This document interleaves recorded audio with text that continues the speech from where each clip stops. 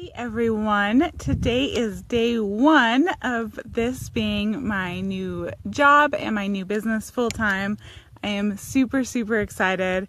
I cannot imagine doing anything other than just helping you guys become radically confident individuals. There is no better feeling than going into life knowing that what you're doing is what you're meant to do. And it's like that with anything, not just jobs, but who you are as a person and how you interact with people and all of that stuff. Once you know who you are and what you're supposed to be and how you're supposed to act, not because somebody else says that, but because you know that that's how you're supposed to be, everything just kind of falls into place. It's really great.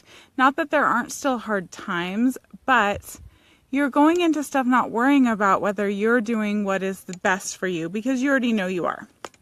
Let me see if I can adjust this just a little bit. There we go. So I kind of want to lay some, not ground rules, but ground thoughts, I guess, on my approach to coaching and inspiring and what I believe my responsibilities are as an advice giver versus your responsibility as an advice receiver. So this was a thought that was prompted by something that somebody told me the other day as far as like telling people what to do and that it should be listed as a suggestion or in my experience. And yes, but no. Here's what I have discovered in the years that I have been in Facebook groups and just the many years that I've been on this planet. I'm not ancient or anything. I'm only 35, but in the 35 years or the 15, 20 years of being an adult and an upper teenager and starting to notice how people interact with each other is that for those people who have a weak sense of self, who are not confident in who they are, who are not comfortable with who they are, and who are not comfortable with how they think and being sure of themselves on how they think, it does not really matter how the advice is given or even how suggestions are given because they don't know what else to do but follow other people's advice or suggestions. So even somebody saying, well, you might want to consider this, or in my experience, or have you thought about blah, blah, blah, they're going to do it because they don't know how to think for themselves. So if you are somebody who finds yourself just trying everything that somebody else or everybody else suggests, it's because you don't know your own mind. You are not comfortable and confident with who you are and how you are approaching the world. However, when you are somebody who has a strong sense of self, it does not matter how the advice is given. You won't do it if you know it's not right for you. So if somebody commanded me to jump off a bridge, I'm obviously not going to fall for that. But even being told I'm not allowed, or that the only way you'll get a man is by X, or that you have to wear this, or you can't. It doesn't really matter how it's put. If I don't like it, I'm not going to do it. If it doesn't work for me, I'm not going to do what I'm told. And that is where I really believe that is your responsibility. So my responsibility is to give you guys the best advice, the best things to think about that I can. And sometimes it's going to be stuff that I don't even necessarily agree with, but that you may find super helpful.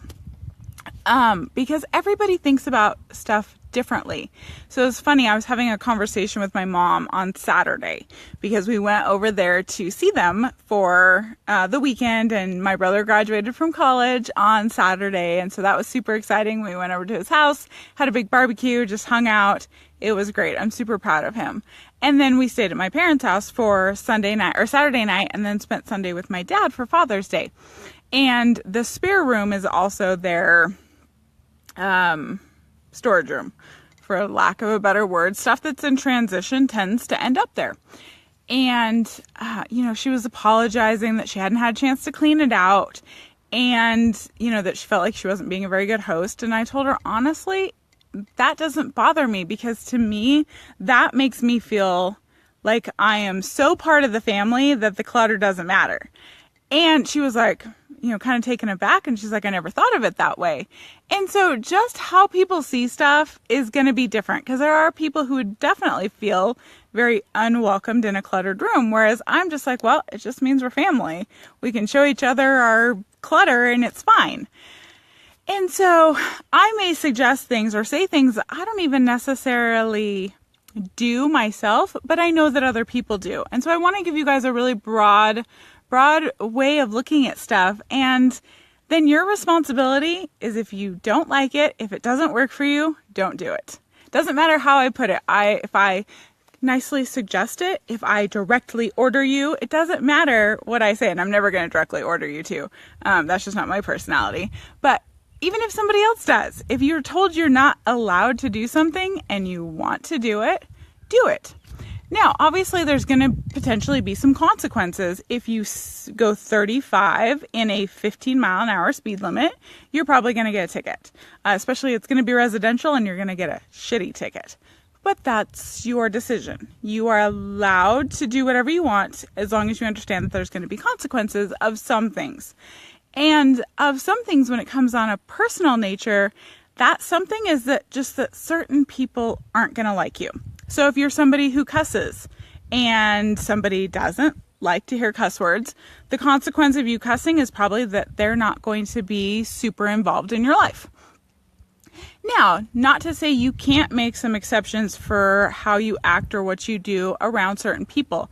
Obviously, I don't cuss much around my parents or around my nephews for sure. And so how you act around Grammy may be a little bit different than how you act around your friends. There's always going to be those levels of you that come out depending on how you are wired. Because some people are definitely more, this is how I am no matter what. And some people are more, okay, this is who I am. But obviously around Grammy or around kids, we just don't do exactly the same things. We don't talk about the same things around kids, obviously. There are just some things that are adult-only conversations.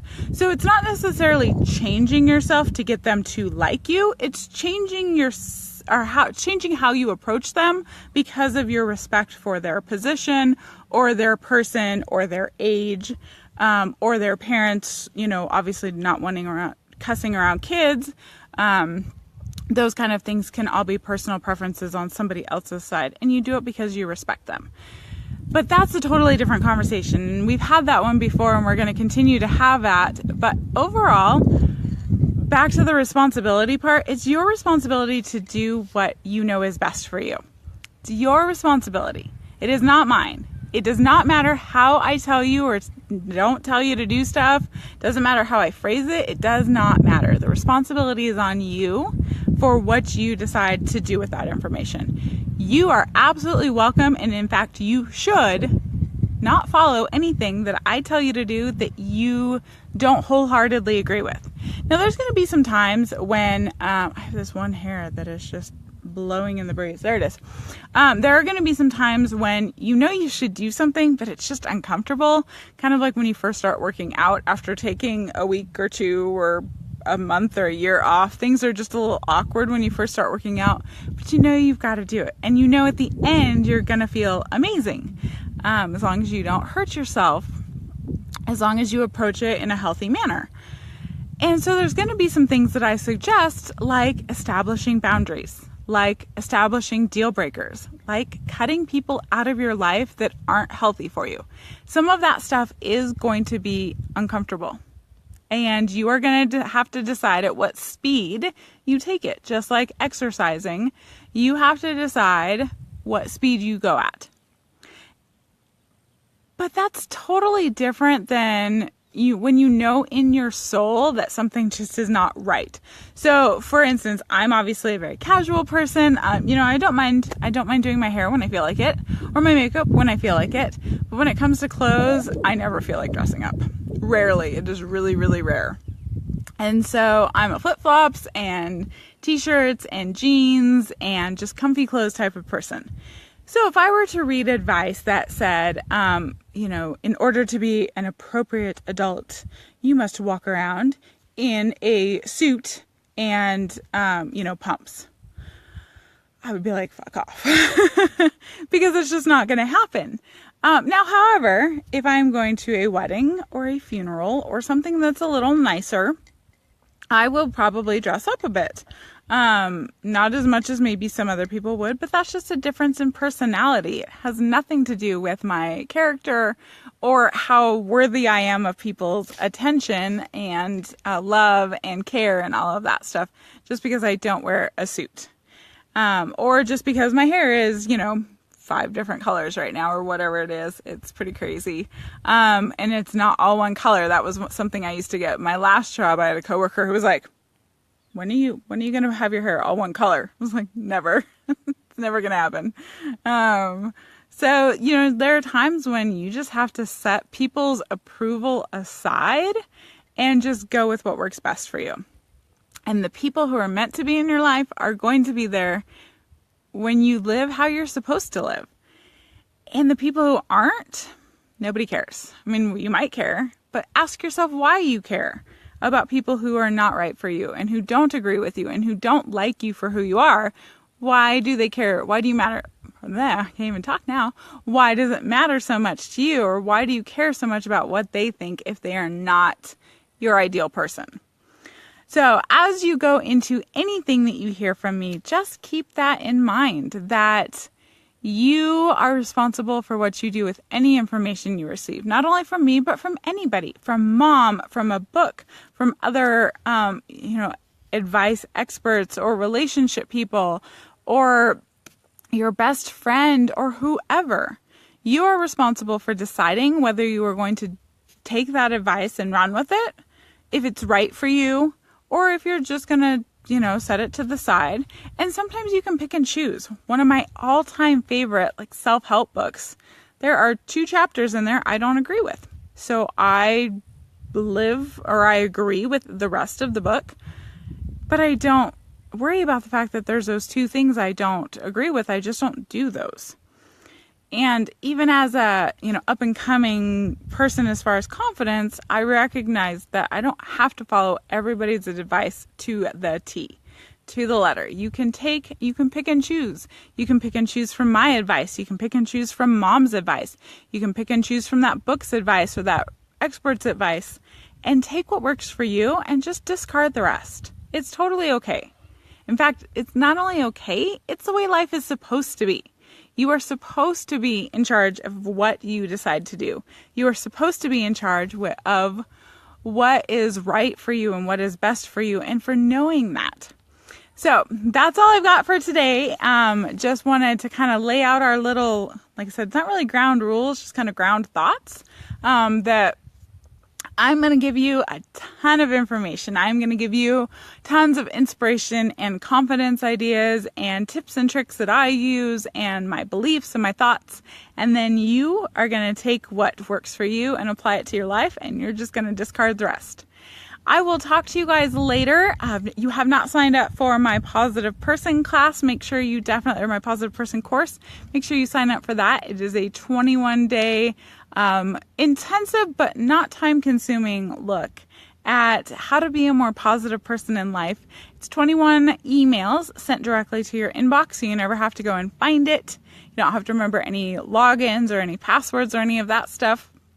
I'll send it directly to you, and we'll just go day by day on increasing your confidence and your positive attitude on life. So if you haven't checked that out, definitely do so. I will drop the comment or the link in the comments below, and I will talk to you guys later. Have a great rest of your day.